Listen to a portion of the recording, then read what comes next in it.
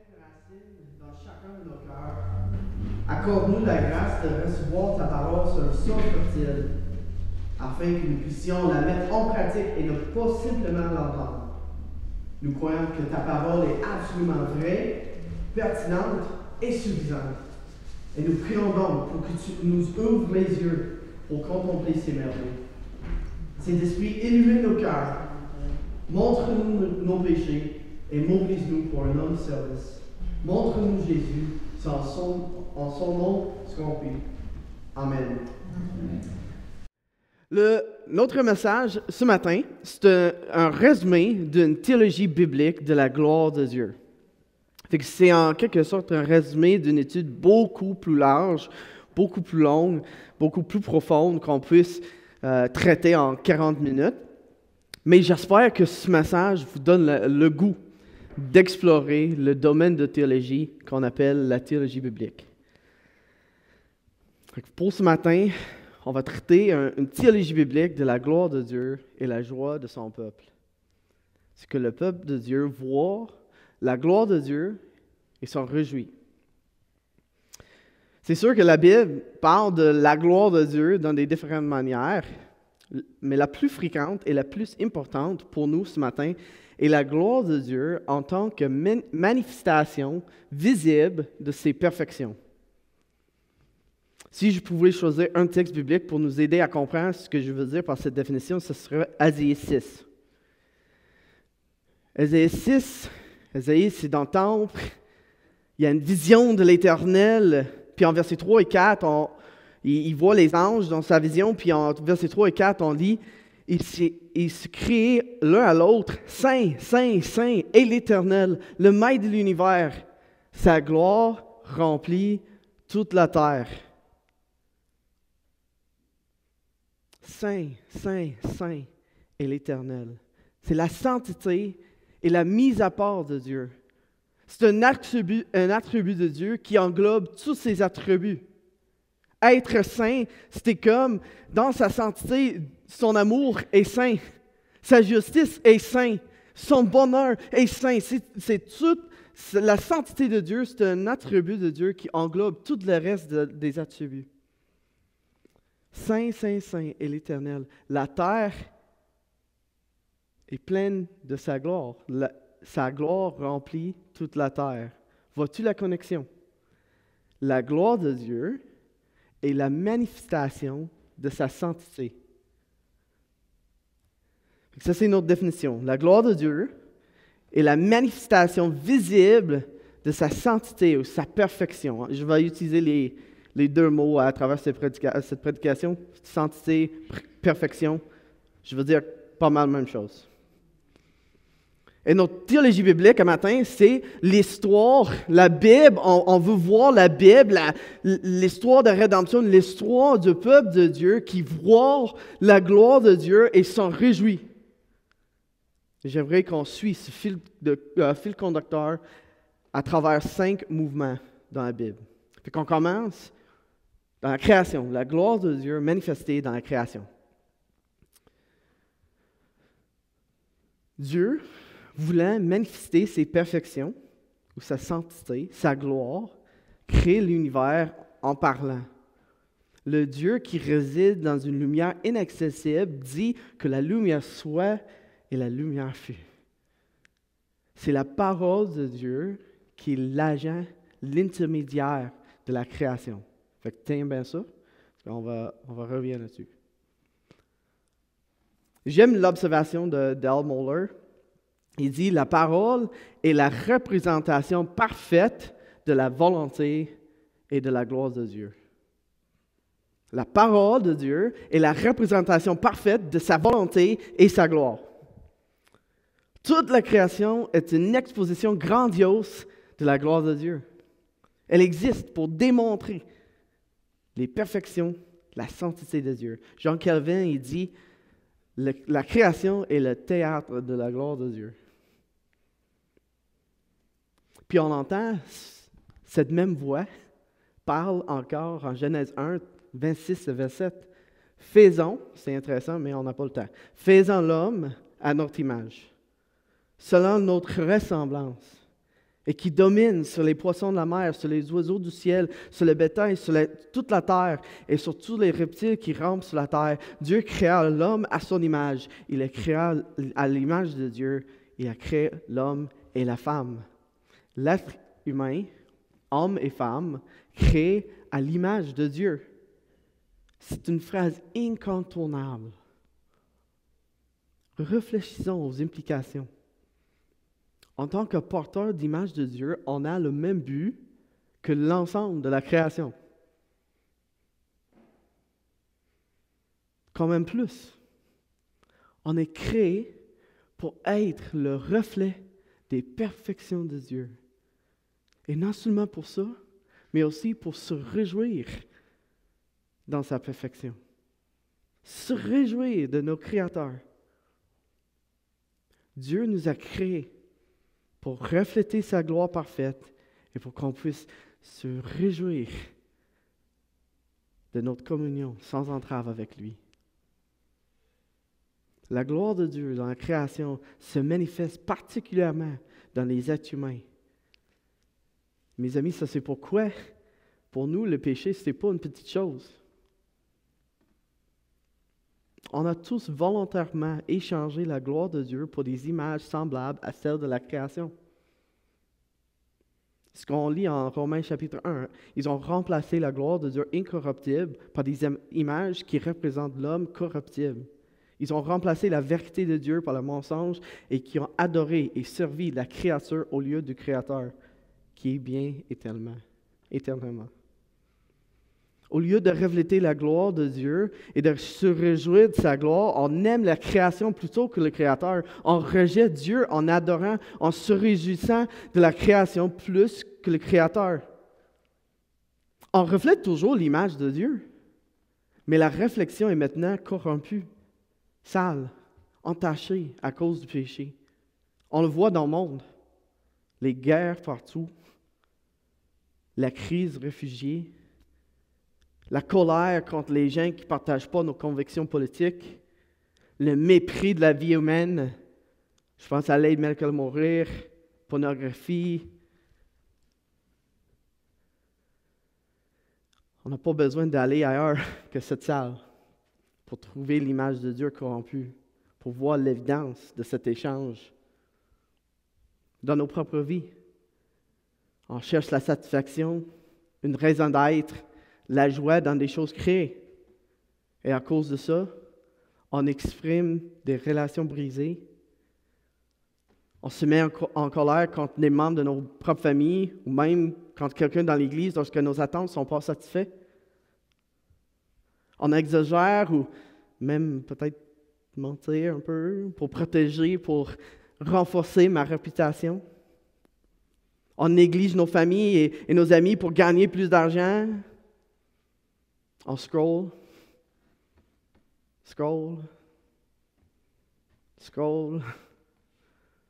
en essayant de remplir le vide en nous, mais on n'arrive jamais. Il y a une bonne nouvelle, l'histoire de la rédemption, l'histoire de la Bible raconte comment un Dieu 3 fois saint révèle sa gloire et rassemble un peuple qui s'en réjouit et reflète à nouveau sa gloire. Deuxième mouvement, c'est la gloire de Dieu dans la nuée. Venez avec moi à Exode 33. Exode 33. Et dans l'histoire, Dieu vient de sauver son peuple Israël de l'esclavage après 400 ans. Il délivre son peuple et le conduit dans le désert. Là, sur la montagne, Dieu fait une alliance avec eux et leur donne la loi. Encore une fois, le péché humain se manifeste. Ils échangent la gloire de Dieu pour un idole. Et le peuple façonne un veau d'or. Puis Moïse retourne rencontrer Dieu sur la montagne pour intercéder en faveur du peuple. Moïse, en priant, il dit, en Exode 33, « Fais-moi donc voir ta gloire. » L'Éternel répondit, « Je ferai passer devant toi toute ma bonté et je proclamerai devant toi le nom de l'Éternel. Je fais grâce à qui je veux faire grâce et j'ai compassion de qui je veux avoir compassion. Il ajouta, tu ne pourras pas voir mon visage, car l'homme ne peut me voir et vivre. L'Éternel dit, voici un endroit près de moi. Tu te tiendras sur le rocher. Quand ma gloire passera, je te mettrai dans un creux de rocher et je te couvrirai de ma main jusqu'à ce que je sois passé. Lorsque j'écarterai ma main, tu me verras par derrière, mais mon visage ne pourra pas être vu. Alors Moïse prie pour voir la gloire de Dieu. Puis c'est quoi? Dans ce passage, c'est quoi la gloire de Dieu? C'est la manifestation, c'est la proclamation de ses perfections. L'Éternel, on voit ça en Exode 34. Fait que tourne la page.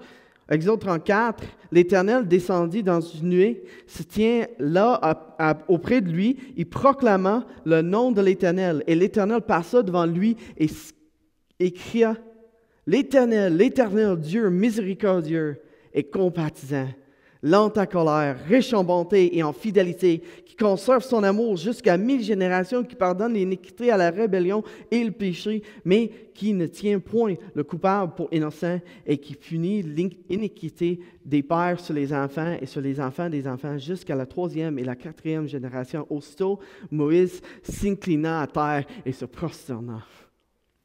Alors, résumé Exode 33-34. Moïse prie pour voir la gloire de Dieu. Dieu répond à Moïse en lui disant que tu ne pourras pas voir la plénitude de ma gloire parce que si tu me vois, tu seras tué. Mais je te donnerai un coup d'œil de ma gloire, un petit aperçu de la gloire de Dieu. Puis il descend dans une nuée, il tient Moïse, il couvre Moïse dans le rocher et passe devant lui en montrant sa gloire. Puis c'est quoi sa gloire? La déclaration de ses perfections. Éternel, miséricordieux, plein de bonté, fidèle.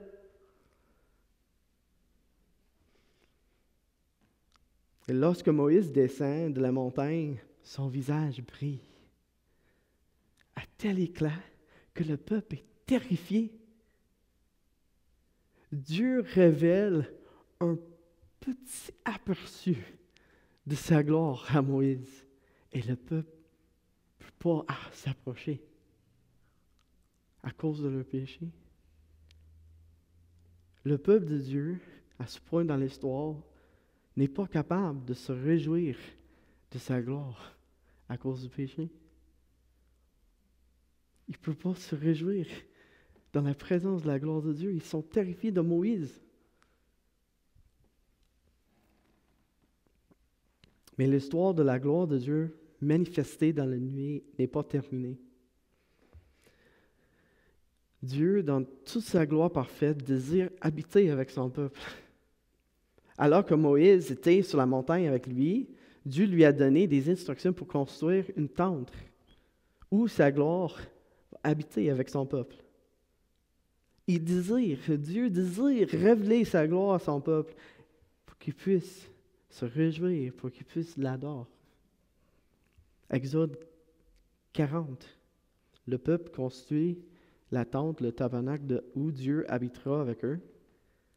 Et on lit ça en versets 34-35. Alors, la nuée couvrit la tente de la rencontre et la gloire de l'Éternel remplit le tabernacle. Moïse ne pouvait pas entrer dans la tente de la rencontre parce que la nuit restait dessus et que la gloire de l'Éternel remplissait le tabernacle. La nuée, qui est la manifestation visible de la présence de Dieu, qui est descendu vers Moïse, remplit maintenant, en Exode 40, la tente de la rencontre. Des centaines d'années dans le futur, la gloire de Dieu, dans la nuée, remplit le temple de la même manière qu'on voit ici en Exode 40. 2 Chroniques 7. Lorsque Salomon eut fini de prier, le feu descendit du ciel et brûla l'holocauste et les sacrifices, et la gloire de l'Éternel remplit le temple. Et encore une fois, Jusqu'à Moïse, en Exode 40, on voit les prêtres ne pouvaient entrer dans la maison de l'Éternel car la gloire de l'Éternel la remplissait. La gloire de Dieu, qui est la manifestation visible de sa sainteté, ses perfections, est révélée à son peuple lorsqu'elle remplit la tente et le temple. Et deux observations lorsqu'on voit Exode 40 puis 2 Chroniques 7, c'est Moïse, en voyant la gloire, se prosterne devant Dieu, et le peuple en fait la même chose en Chroniques 7, verset 3. Puis on observe aussi qu'il existe encore le problème du péché. Moïse ne pouvait pas entrer dans le temple, ni les prêtres dans le temple, à cause du péché. Il y a un excellent livre pour les enfants qui s'appelle « Le jardin, le voile et la croix ».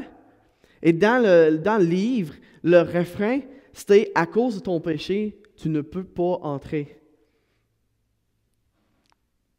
L'Ancien Testament accorde une attention particulière à la gloire de Dieu révélée à son peuple. Et Dieu lui rappelle souvent que sa gloire dépasse ce qu'il connaît. Et il leur rappelle aussi qu'ils ne peuvent pas voir la plénitude de sa gloire, qu'ils sont incapables de se réjouir de sa gloire à cause de leur péché.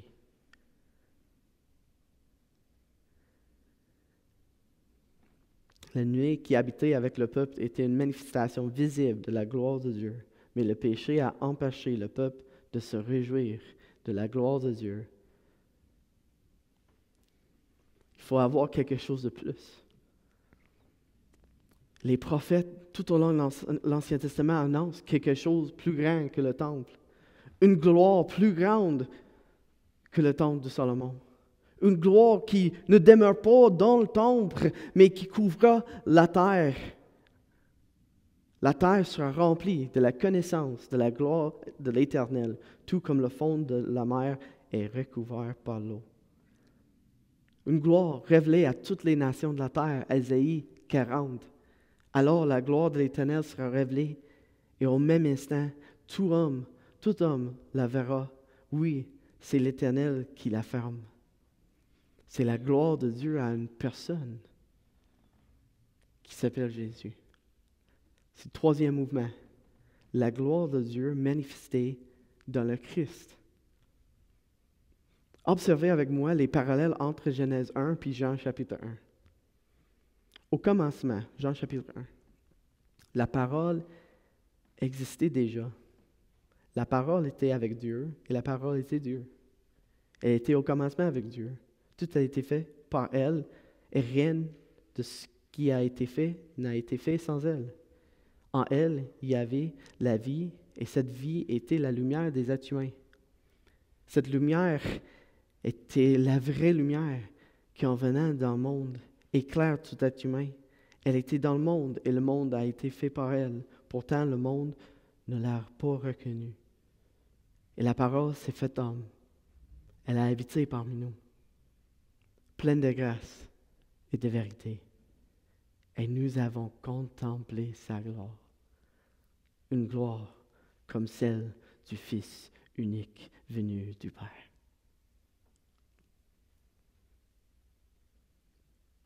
La parole est la révélation parfaite de la volonté et de la gloire de Dieu. Et la parole s'est faite chair. L'intermédiaire de la création prend la nature de sa création et il a habité parmi nous. Ce mot « habiter », c'est le verbe « tabernacle ». Son nom est Emmanuel, Dieu avec nous. La gloire de Dieu n'est plus dans le temple, mais dans la parole fait chair. On a vu sa gloire. La parole se fait chair. Il est la manifestation visible de la sainteté de Dieu. Et Jean poursuit en disant « pleine de grâce et de vérité ». C'est la terminologie du Nouveau Testament pour les termes de l'Ancien Testament que tu devrais reconnaître, miséricordieux et fidélité. Jésus-Christ est la gloire de Dieu. Je veux dire qu'il est la manifestation parfaite des perfections de Dieu. Tout ce que Dieu est, on voit en la personne de Jésus. Il y a une histoire avant sa crucifixion, sa mort, sa résurrection en Luc chapitre 9. Luc chapitre 9, 28 à 36. Environ 8 jours après avoir dit ces paroles, Jésus prit avec lui Pierre, Jean et Jacques. Il monta sur la montagne pour prier. Pendant qu'il priait, l'aspect de son visage changea et son vêtement devint d'une blancheur éclatante. Et voici que deux hommes s'entretiennent avec lui. C'était Moïse et Élie, apparaissant dans la gloire. Il parlait de son prochain départ qui allait s'accomplir à Jérusalem. Pierre et ses compagnons étaient accablés de sommeil, mais restés éveillés. Ils virent la gloire de Jésus et les deux hommes qui étaient avec lui. Au moment où ces hommes se séparent de Jésus, Pierre lui dit, « Maître, il est bon que nous soyons ici. Faisons 3 abris, un pour toi, un pour Moïse, un pour Élie. » Ils ne savaient pas ce qu'il disait. Il parlait encore quand une nuit vint les couvrir. Les disciples furent saisis de frayeur et en les voyant disparaître dans la nuit. Et de la nuit sortit une voix qui dit, « Celui-ci est mon Fils bien-aimé, écoutez-le. » Quand la voix se fit entendre, Jésus se retrouva seul. Les disciples gardèrent le silence et à cette époque-là, ils ne racontèrent rien à personne de ce qu'ils avaient vu. L'histoire commence avec 8 jours après. 8 jours après quoi? C'est 8 jours après, Pierre a déclaré que Jésus est le Christ. Fait que cet événement sur la montagne avec Pierre, Jacques, Jean, c'est une manifestation, c'est une représentation de la déclaration que Pierre a faite. Ça, c'est le lien que Luc veut que nous voit, Luc veut qu'on voit. Jésus est transfiguré devant ses disciples. Il voit sa gloire. En verset 34, il y a une nuée qui les couvre. C'est familier, non? Les disciples voient les perfections de Dieu manifestées en Jésus. Et la nuée de la gloire de Dieu les enveloppe. Et Élie et Moïse sont là. Ils parlent avec Jésus. Puis ils disparaissent. Qu'est-ce qui s'est passé? C'est que même Moïse et Élie peuvent participer à la gloire de Dieu, mais seulement Jésus rayonne la gloire de Dieu parce qu'il l'emprunte de sa personne. Hébreux chapitre 1. Ce que je trouve fascinant dans ce texte, c'est le sujet de conversation entre Jésus, Moïse et Élie. Jésus est transfiguré, sa gloire démontrée. Puis quel est le sujet de leur conversation? Sa souffrance. Son œuvre qu'il va accomplir à Jérusalem. Le Saint-Esprit nous révèle sa gloire dans la personne, la gloire de Dieu dans la personne et l'œuvre de Jésus. C'est par son œuvre de sacrifice qu'on puisse partager et se réjouir de sa gloire. Dieu, dans son plan infiniment sage, va se magnifier, va se glorifier par l'envoi de son Fils bien-aimé, qui est l'éclat de sa gloire, qui est l'empreinte de son caractère, qui s'est fait chair afin de souffrir et mourir comme sacrifice pour le péché, afin que son peuple puisse partager sa gloire. Ce que Jésus prie en Jean chapitre 17, avant sa crucifixion, il dit, « Je veux que là où je suis, ce que tu m'as donné soit aussi avec moi, afin qu'il voie ma gloire. » Et quelques heures après cette prière, Jésus a été arrêté, moqué, cloué sur la croix. Et à la croix, les perfections de Dieu sont pleinement manifestées. Sa sainteté parfaite, Sa gloire est rendue visible comme jamais auparavant ni après dans l'histoire de l'humanité. À la croix, toutes les perfections de Dieu sont manifestées en Jésus. Sa justice, sa miséricorde, sa bonté, sa fidélité, son amour, sa puissance, sa gloire est parfaitement manifestée en Jésus à la rédemption qui est accomplie par son sacrifice à la croix. Jésus était ressuscité et est monté au ciel. Et il reviendra pour accueillir son peuple, son Église, dans sa gloire. L'Église est constituée, composée de tous qui croient en Jésus pour le salut. Leurs péchés sont effacés à cause de son sacrifice. L'Église, ce sont ceux qui voient la gloire de Dieu en Jésus et qui sont rendus capables de s'en réjouir. Mon ami non-croyant, ce matin, Dieu te révèle sa gloire. Est-ce que tu es prêt à abandonner les choses que tu adores pour adorer Jésus, qui est la gloire de Dieu? Il est mort pour pardonner tes péchés. Il est mort pour te révéler la gloire de Dieu. Il est mort pour que les jeunes comme toi et comme moi puissent voir et se réjouir de sa gloire pour toujours. Quatrième mouvement, la gloire de Dieu manifestée dans l'Église. Fait que l'Évangile déclare que Dieu sauve un peuple à la louange, à l'adoration de sa gloire. Jésus, qui est la parole, s'est fait chair, l'expression de la volonté parfaite de Dieu, qui est lui-même la gloire de Dieu rendue visible. Il a racheté une Église pour sa gloire et pour repeindre sa gloire aux extrémités de la terre. Ce qu'on lit en 2 Corinthiens 4. En effet, le Dieu qui a ordonné que la lumière brille du sein des ténèbres a aussi fait briller sa lumière dans notre cœur pour faire resplendir la connaissance de la gloire de Dieu dans la personne de Jésus-Christ. La parole qui a dit que la lumière soit en Genèse 1, la parole qui s'est fait chair dans les évangiles, qui est la lumière du monde, Jean 1, cette parole brille dans nos cœurs. Elle nous a révélé la gloire de Dieu. Ça veut dire que le miracle du salut, c'est égal avec le miracle de création et le miracle de l'incarnation. Chaque fois que quelqu'un place leur foi en Jésus, c'est un miracle égal à la création puis l'incarnation de Jésus. C'est incroyable.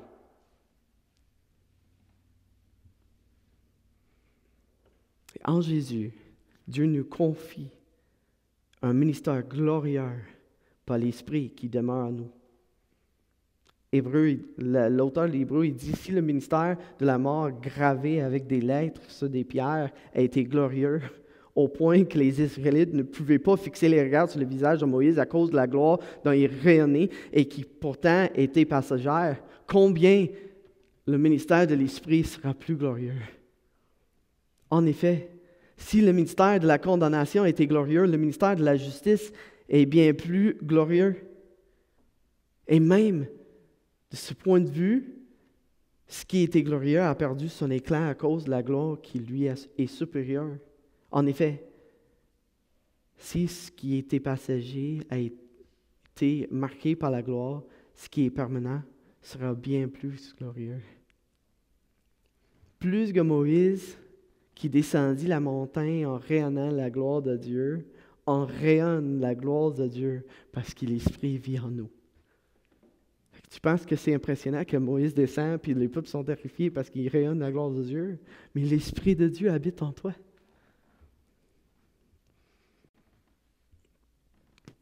Nous portons ce trésor dans des vases de terre afin que cette puissance extraordinaire soit attribuée à Dieu et non à nous.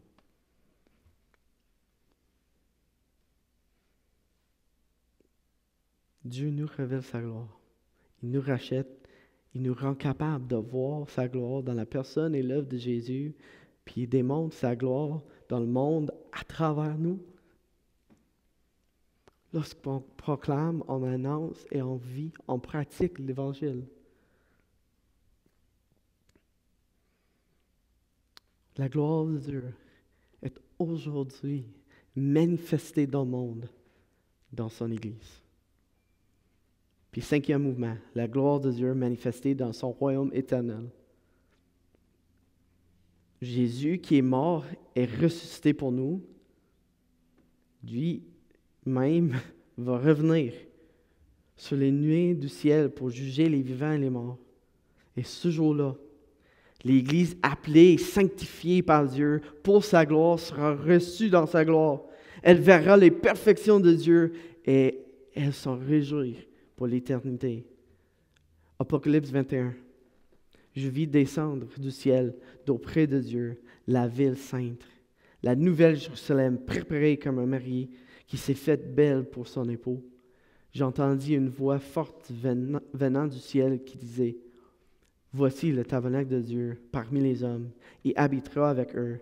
Ils seront son peuple, et Dieu lui-même sera avec eux. Il sera leur Dieu. » On continue à verset 10. « Il m'a transporté en esprit sur une grande et haute montagne. Il m'a montré la ville sainte Jérusalem qui descendait du ciel d'auprès de Dieu. Elle rayonnait de la gloire de Dieu. » Je ne vis pas de temple dans la ville, car le Seigneur, le Dieu Tout-Puissant, est son temple, ainsi que l'agneau. La ville n'a besoin ni du soleil ni de la lune pour l'éclairer, car la gloire de Dieu l'éclaire et l'agneau, c'est son flambeau. Les nations marcheront à sa lumière et les rois de la terre y apporteront leur gloire. Ses portes ne seront pas fermées de toute la journée, qu'il n'y aura plus de nuit. On y apportera la gloire et l'honneur des nations. Il n'entrera chez elle rien de souillé, ni personne qui se livre à des pratiques abominables et aux mensonges.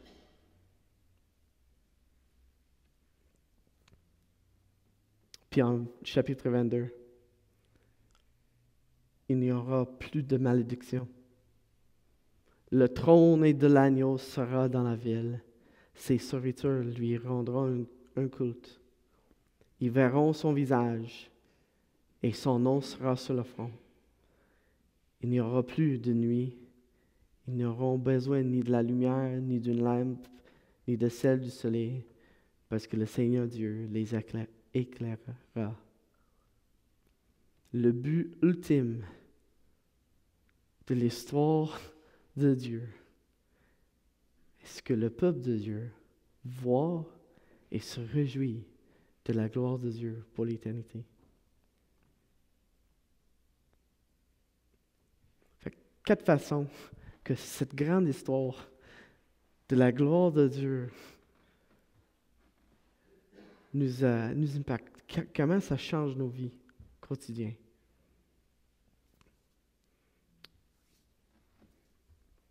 Premier, c'est simple. On lit et on étudie la parole de Dieu parce que c'est là que Dieu montre ses perfections. C'est la révélation de qui il est. Chaque fois qu'on ouvre la parole de Dieu, on voit sa gloire dans la personne et l'œuvre de Jésus. L'Esprit nous transforme de gloire en gloire lorsqu'on contemple la gloire de Dieu en Jésus à travers sa parole. Je prie que Dieu soit un trésor, la parole de Dieu soit un trésor pour moi et pour toi. C'est pas juste une obligation religieuse. C'est pas il faut faire. C'est là que tu rencontres le Dieu de l'univers et vois sa gloire. Deuxième, tu as une espérance inébranlable dans la gloire de Dieu. Tu verras et tu réjouiras parfaitement de la gloire de Dieu. Et cette espérance t'accompagne dans les pires moments de la vie. Cette espérance inébranlable produit de la joie et du courage dans le présent. Tu peux te persévérer à travers les épreuves et les souffrances de cette vie en disant « Nous nous glorifions dans l'espérance de la gloire de Dieu. » Bien plus, nous nous glorifions même des afflictions, sachant que l'affliction produit la persévérance, la victoire dans les épreuves, et cette victoire, l'espérance. Or, l'espérance n'y trompe point, parce que l'amour de Dieu est répandu dans nos cœurs par le Saint-Esprit qui nous a été donné. Tu peux pleurer la mort de tes proches en sachant qu'un jour la mort sera plus. Le Sauveur lui-même essuiera toutes les larmes de tes yeux dans sa gloire. Tu peux faire face au rejet de ta famille et de tes amis pour l'amour du Christ, à cause qu'il est avec toi et que tu participeras à sa gloire. Tu peux t'affliger de l'impact du péché dans notre monde et combattre contre l'injustice parce que la gloire de Dieu est ton espoir et ta source de courage. Tu peux te repentir de tes péchés devant toi et devant les uns les autres parce que ton pardon, ton salut sont éternellement liés à la gloire de Dieu. La gloire de Dieu se manifeste lorsqu'il pardonne.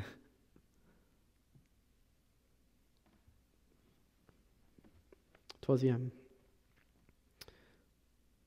Puisque le but ultime de l'univers est que le peuple de Dieu se voit et se réjouisse dans la gloire de Dieu, on peut faire de la gloire de Dieu notre but ultime là.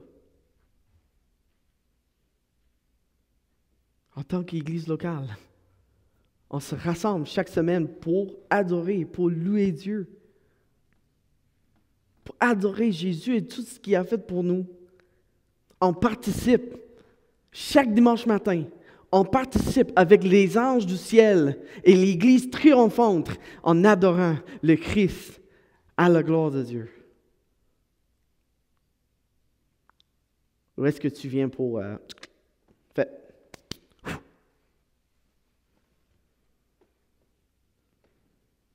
On peut renoncer à soi-même parce que la gloire de Dieu est meilleure. On peut faire de la gloire de Dieu notre motivation, notre but. Et je te promets qu'on trouvera une satisfaction véritable et durable comme Psaume 16. Lorsque la gloire de Dieu est notre joie et notre but ultime, ça change notre façon de prendre des décisions dans la vie quotidienne. Ça nous donne une nouvelle perspective. C'est la façon dont on s'engage dans des passe-temps. Ça change comment on fait des plans pour l'avenir, comment on pense des relations avec les autres, comment on se comporte au travail ou à l'école. Puisque la gloire de Dieu est le but suprême de toutes choses, on peut en faire le but de chacun de nos vies. Je suis passionné par ce sujet parce qu'on est ici au Saguenay à cause de ça. On a lu la Bible ensemble avec Zach et Olive, puis ce qu'on a vu, c'était la gloire de Dieu. C'est l'histoire de tout ce qu'il fait, c'est pour sa gloire, puis il est digne de notre louange et de l'adoration de tous les êtres humains. Puis pour nous, c'était l'appel d'aller au Québec, mais pour toi, ça pourrait signifier de devenir missionnaire peut-être. Mais pour la plupart, ça signifie ce que je viens de dire. Vivre en présence de Dieu par la puissance de l'Esprit. Prendre des décisions intentionnelles pour annoncer la gloire de Dieu en Jésus et s'en réjouir.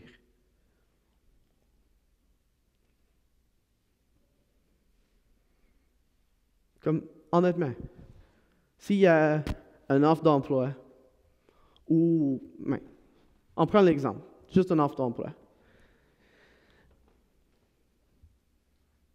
Dans nos processus de discernement, est-ce qu'on réfléchit? Comment ça impacte, ça influence ma vision de la gloire de Dieu? Mon ministère comme une lumière dans l'obscurité? Ou est-ce que c'était comme, oh, c'est pas réaliste, là. C'était toutes les choses pratiques, logistiques, puis on utilise les mots chrétiens, les paroles chrétiennes après pour se justifier, mais pas nécessairement pour entrer dans la décision. Et c'est pour chacun de nous de réfléchir. Je laisse là. Quatrième, la gloire de Dieu en Jésus est la meilleure motivation pour l'évangélisation.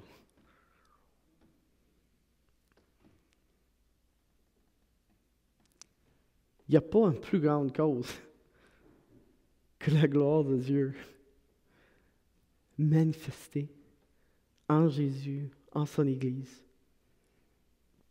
Mes amis, la gloire de Dieu manifestée et adorée par son peuple est la seule mission éternelle sur la planète. Lorsqu'on parle de Jésus aux gens, on participe avec Dieu en sa mission. Dieu nous utilise pour démontrer sa gloire. Dieu nous confie un ministère glorieux, la proclamation de son évangile. Et par notre proclamation, Dieu sauve des gens. Il sauve des personnes de chaque tribu, langue et nation à la louange de sa gloire. La gloire de Dieu est la manifestation de ses perfections. Et je prie qu'on soit une Église, ensemble, qui se réjouisse dans la gloire de Dieu. Et je prie que tu vis coram Deo, dans la présence de Dieu, de voir sa gloire et s'en réjouir. Amen.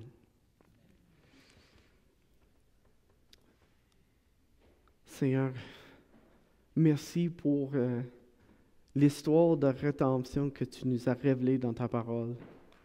De Genèse 1 à Apocalypse 22, on voit une histoire de ta gloire manifestée dans la création, dans la nuée, en Jésus, dans l'Église. Et notre espérance, sûre et certain, c'est qu'à un moment donné, ça va révéler, manifester dans ton royaume éternel, la nouvelle terre, où on va habiter avec notre Sauveur. Seigneur, je prie que l'histoire de ta gloire soit pas juste une idée,